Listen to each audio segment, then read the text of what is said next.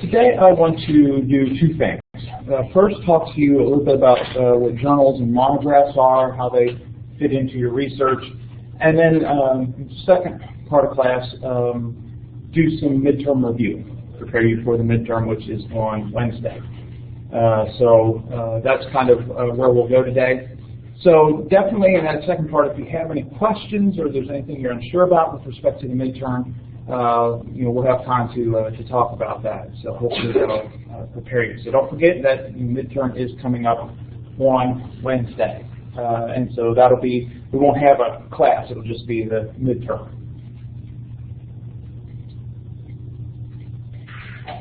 When it comes to the research that you will be doing in your degree, probably the most useful text to you in most of your courses will be commentaries that we talked about last Wednesday, and journals and monographs.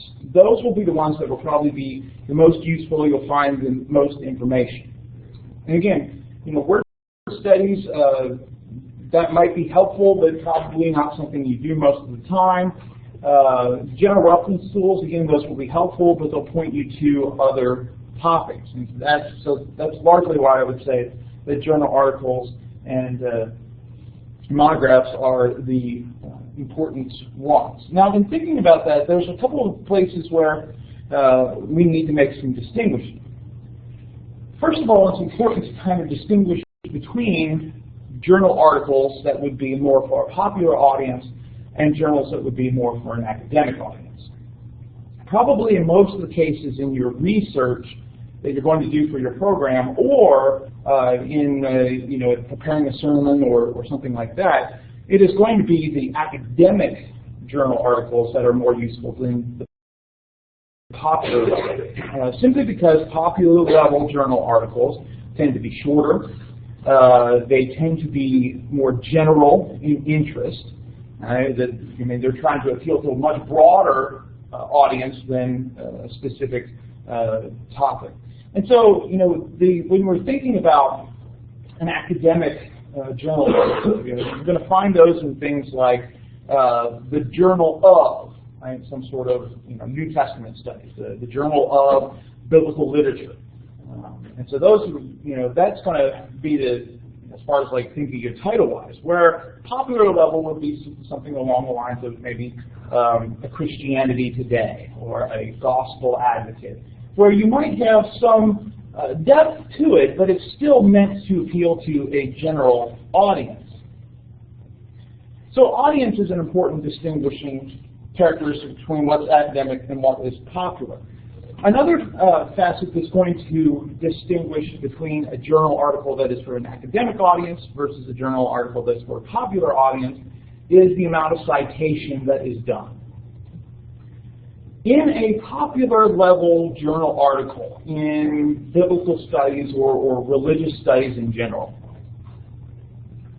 there's not going to be too much of a citation. They might have in-text biblical notations, right, citing biblical verses. There might be a few citations if there is something specific, that a book that they've looked at to write the article or something like that. But you're not going to find extensive footnotes or an extensive bibliography in a popular level journal article. And so that's another thing that will distinguish between the two. Another important aspect of what distinguishes an academic journal from a popular level journal is what's known as peer review. Now, certainly when an article goes to a popular level journal, there is editorial review where the editors are going to look over it. They're going to make sure that nothing libelous or slanderous is being said. They might have a fact checker depending on the type of article and the type of journal. But in most cases, a popular level journal is not going to engage in a peer review process. So what's a peer review process? Well, peer review involves sending an article out to other scholars in a particular field for them to review it for, is this sound scholarship? And so peer review, a journal would receive an article, somebody interested in publishing in their journal, and they're going to find 1, 2, maybe 3 scholars in that field or related field that are going to look over that article and determine whether this is academically sound or not. Now, usually peer review in journal articles is what's known as blind peer review, meaning that the people that are reviewing the article have no idea who wrote it. Right? And once the review is done, the reviewers submit suggestions, places for improvement, some sources maybe that the author might consider, but that too is blind. The author doesn't know who reviewed their article. And so it's meant to kind of make sure that if two scholars have kind of a little bit of a feud with each other, that doesn't affect the overall process. Now, if it's a very small process, or a small field, some obscure language that very few people know, you're probably going to know who's reviewing your article or who wrote this article if it wasn't you, right? So, in general, peer review is supposed to be meant to encourage the strengthening of scholarship. And finally, the difference, another major difference between academic journal articles and popular level articles is the length. In many cases, in a popular level journal, you're not going to have more than 2 or 3 pages of the article. Now, certainly in the context of electronic publishing, those kind of articles can be a little bit longer, and so you might find yourself paging through 4 or 5 pages worth of text, or rather, scrolling down a rather sizable article, but it's still going to be smaller in general than an academic article. And so, in most cases, what you're going to be looking for are academic articles. Academic articles, depending on the journal, depending on the field, but in biblical studies run usually about 20 to 30 pages, usually anywhere from 6,000 to 10,000 words.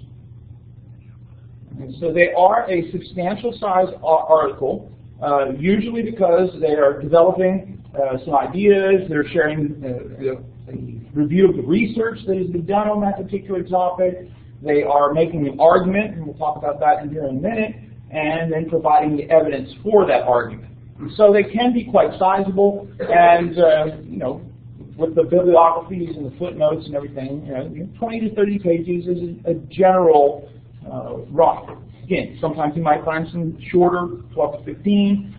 Sometimes you might find a little bit longer, but in general, that's about the average. Often journal articles focus on a specific topic. Right? So that might be a specific passage of a biblical text. It might be a specific concept, like faith in the writings of the Apostle Paul. It might be a particular aspect of church history, a particular figure or a particular event. But it's a very narrow focus versus a popular level article which might be very broad in its focus. Like the state of the church in 21st century America. That's probably going to be more of a popular level article than a academic article. As we mentioned already, the peer review process is a very important part of the academic article. Usually, journal articles in academic publications are built on previous work, which is why there is so much citation in a popular level journal article. It's going through, here's all the other research that's been done on this topic, or here's how this research informs my particular research. Somebody who's writing a journal article for something like Christianity Today, or Gospel Advocate, or something along those lines meant for a popular level audience, may not have necessarily read anything else outside of their particular topic, right? They're talking about some aspect of the letter of Ephesians and how that might improve our study, or they might be talking about good points for preaching or something like that. Right? And they might not have read any other work. Now, if it's going to be a good article, even at a popular level, you hope that that person has spent time reading, examining this topic, even though they might be distilling it down for a broad audience. But in general, you're not going to see that heavy citation in a popular level article, because it's usually just the work of that one individual. Finally, while popular level articles might have a particular point, it could also just be a survey of some particular thing that's going on. Right? A visit with a particular minister. All right? And so 5 questions with such and such a minister. And so it's just kind of there's not really an argument being made. It's just kind of a general interest. Here's what this minister thinks about this topic, or a review of services at this place. Right. So here's my experience of going to this huge mega church, for example, or Christianity Today, or something like that. Right? But academic journal articles usually have some sort of point. They are trying to make a case for something. They have what is known as a thesis, and that thesis drives everything, or should drive, idealistically, should drive everything that is part of that paper. So the thesis is basically the point. Why should I read this article? Right? Now, hopefully, you'll be able to find the reason. Right? This is what this article is trying to argue. Now, I'm thinking about the passages you'll be doing for the particular research paper in this course. You want to get to that point. What's the point of this article related to my particular passage? What is it trying to say about this passage? Essentially, the thesis is the argument in miniature.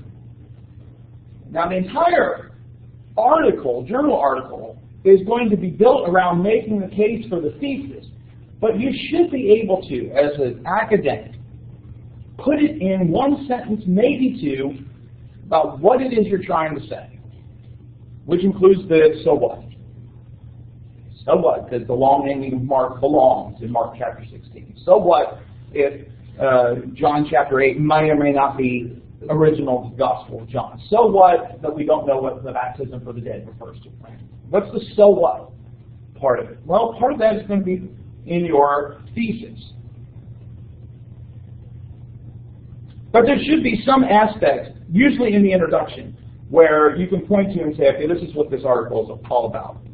You should also think about that with respect to your research papers. Within that introduction, we'll talk more about this in a couple weeks, within that introduction of your research paper, there should be a statement or two where whoever's reading your paper can tell, this is what this article is about. This is what this person is trying to say in writing this paper. Because a lot of people will approach a paper in a setting like this, a research paper in a class, and say things like, I'm going to explore the options of Mark 16, the options of how Mark 16 was ended. Okay, that's a general idea of what you're going to do, but in that first paragraph, it should be clear to whoever's reading it, this is what they're going to say about Mark 16. Where does it end? Right? And so there should be something that comes out that in that first paragraph, statement or two, that makes it clear what you're going to be arguing. That is part of what scholarly writing is about. Everything else then in the paper should be related to that thesis. Either addressing the evidence that supports the thesis, right? Mark 16, 9 through 20 belongs in the Gospel of Mark. Right? That's a thesis somebody could write. Well, everything else should then relate to that thesis. Here's why. Right? Here are these 3 or 4 points of why it should be a part of it. And then here are the counter arguments. Here are some things that people say about why it should belong there, and here's my response to it. So if you don't know why it fits into that overarching argument, you probably don't need to include it, even if it's just a really interesting point. It's got to be connected with the thesis. And so good academic writing. You'll find scholars, journal articles, written by scholars who don't do this very well. And I'm not saying I do it well all the time either, but I'm saying that even people who have been writing for several years and even several decades struggle with this idea of connecting everything to the thesis. That's your focus. And then also, by having that up front, it allows the readers to think about what you're saying. I heard a colleague at one institution say to a student in talking about a paper, "You're not writing a mystery novel. Academic writing isn't supposed to have this kind of surprise ending where you go, oh, that's what you've been trying to say, right? You're not writing a whodunit. You lay your cards all on the table at the beginning. So a good journal article will essentially give you the idea of this is what is going to be talked about in this article." So for example, and we'll probably come back to this article later on, but this is a couple sentences from Zane Clark Hodges' The Woman Taken in Adultery from Bibliotheca Sacra back in January 1980. Essentially what you have in this thesis, in these sentences, is her thesis. Right? The fact remains, however, that a very large majority of the surviving Greek manuscripts of John's Gospel contain the story precisely where it has been traditionally found in the English Bible, namely after John 7:52. The simplest and most satisfying explanation of this phenomenon is that the narrative has had a long transmissional history, and that indeed it is likely to have always been found in the majority of the extant Greek texts of every period, stretching back to the date of the autograph itself. In the exposition to follow, it will be pointed out from time to time that the story about the adulterers also bears significant marks of Johannine authorship. Accordingly, it will be treated here as an integral and authentic portion of the fourth gospel. So, already, if you're reading an article talking about John 7:53 through 8:11, you should immediately think, right, this person is going to have to talk about this issue of whether or not it belongs in the Gospel of John. So, based on these couple of sentences, what's the author going to try and show?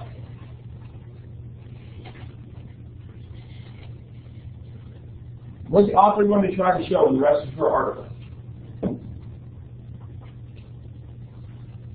That the woman taken in adultery was, in fact, in the original Gospel written by John.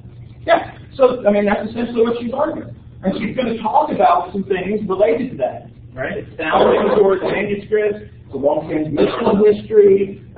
She's going to also talk about the idea of the significant marks of Johannine authorship, right? All of that, of course, is how she's going to prove it, but the ultimate point she's trying to make is it belongs where it is in most English texts. Okay? And she gives you a little bit of a indication as to why that she's going to explore more fully. And so you should be able to find this kind of section in a scholarly article. Now, in reading a scholarly article, and we'll talk more about this later on in class in a couple of weeks, right? You don't read it like you would a novel. You don't necessarily read it starting at the beginning and going the whole way through the end. Sometimes you do that, but essentially what you want to do if you're processing a scholarly article is, first of all, get a sense of what it's going to be about. Then kind of survey through what are the different things that they're building upon. Right? Kind of see the evidence, and then kind of read all of it together. Right? So trying to find this section, and there should be, again, in every academic journal, something that you can point to in those opening paragraphs that says, this is what this is all about. Questions or comments? Are we saying these things that we've been talking about, are they things that we can use on a research paper, or is this just like for future lessons or something? Well, I mean, certainly this is the kind of stuff that would be useful for your research paper. Right? And well, kind of really both. Right? Because, you do a lot of research in your degree, and then depending on what field of ministry you go into, you might not be doing research papers. But essentially, these are kind of some of the best sources to go for when you're doing that research paper. Does that answer your question? Are we gonna learn how to cite journal entries and stuff like that? Yeah, we're going to do it. The second half of the course, we're going to go through citation. We're going to talk about how to find these sources that relate to your topic, how to decide is this source worthwhile, or is it something I need to ignore, right? And then we'll talk about how do you go about building an argument and those kinds of things. So yeah, all the second half of the course we'll get into all that kind of stuff. Other questions related to journal articles? I know right now we're just doing an overview of a variety of things, and we'll spend some more time later on talking about them in more detail. Let's move on to monographs. Essentially, monographs is just a fancy academic way of saying books. Right? Usually, though, it's distinct from commentaries. While you might call commentaries a monograph, there is somewhat of a distinction. Commentaries, of course, focus on a biblical book or maybe part of a book. You know, something like Psalms, for example. You probably, if you're really getting into the languages and all those kind of things, you know, most commentary sets are usually going to have 2 volumes on Psalms, just because there, at least 2 volumes on Psalms, just because there's so many Psalms. But a monograph refers to a book. Usually, though, a monograph is focused on a specific topic. Remember, some of those general reference works are going to be focused on a wide variety of topics. Right? An encyclopedia is going to have all sorts of topics in it. But journals and monographs tend to be focused on a specific topic. Now, a monograph is going to be focused on a broader topic than maybe a journal article is. All right? So that if you're looking for something on John 7:53 through 8:11, you may not find a monograph or a book on that. Actually, you can on that topic because it's so many people have written on it. But essentially, books are going to be focused on a broader type of topic. So something like how women are presented in the Gospel of John. And that might be a topic for a monograph where it would be a little bit too broad for a book, or a journal. Monographs, academic monographs as well, usually tend to be thesis driven. There is some sort of point that usually can be found in the introduction. Here too, usually a couple of sentences, maybe a paragraph, but there should be a small section that you can point to and say, this is what the book is all about. Monographs as well, academic monographs as well, go through a review process. So that when an author submits a manuscript to a press, first of all, the editors will look over it, the editorial board will examine it and see if it's something that they want to publish, if it's on a topic that they're interested in. University presses is, of course, a large part of what we're talking about. And they tend to focus on certain aspects. Right? Some university presses might not focus on biblical studies. And so if you're trying to get a book published with that press, they might not do anything with it because they're just not interested in biblical study. Right? But if it fits in with their editorial model and they think that it would be a useful topic for them to publish, then what they're going to do is, again, find 2 or 3 scholars who are going to review the book and review the scholarship again. Usually this tends to be a single blind review rather than double blind. A double blind review, of course, is that the reviewers don't know who wrote the article, the author of the article doesn't know who reviewed the book, or the journal. In monographs, usually the person that has authored the book is known to the reviewers. Because one of the things that an editor is going to want to know is this person qualified to write on this topic?